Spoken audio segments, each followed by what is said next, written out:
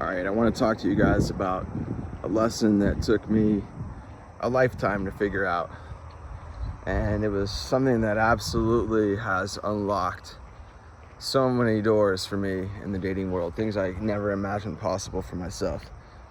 And this applies to male and female, whoever's listening. So it's as simple as this. Whoever you are attracting into your life, they are a mirror of yourself. And nobody really realizes that. Some people go from birth to death and never realize that. I'd say most people.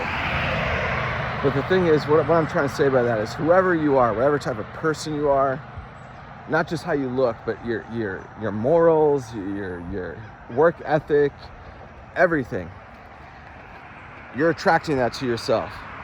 So whatever you put out, that's what you're attracting back in. So what can we do with that information, right? Well, it's kind of like when you go to apply for a job, right? You fix your resume up before you put it out. You want your resume to be in tip-top shape. The same is true with dating. You want to put yourself in the best possible way you can. And I'm not talking about just like your looks, right? It's everything. It's your path in life, your level of honesty, your level of empathy, everything right down across the higher you can, the better you can make yourself, the better mate you're going to attract. Dating is kind of like buying a used car, right? You buy a used car, and sometimes the check engine light is on right when you pick it up and there's smoke coming out of the hood. Obviously you walk away from that, but sometimes it's not so obvious. Sometimes you buy a used car and it turns out to be bad much later. My point is, broken attracts broken. So get yourself in like absolute tip-top shape, any possible way that you can.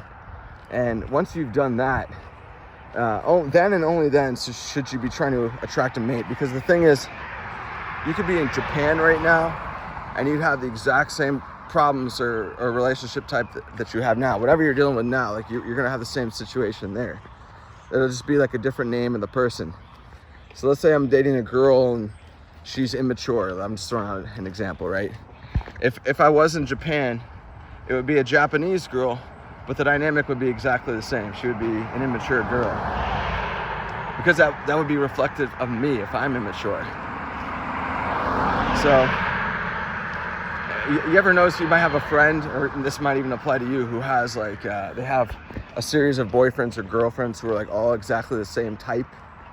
You know, I knew a girl who like every guy she dated was like a criminal of some kind. He had some kind of criminal background, wasn't educated, a violent temper.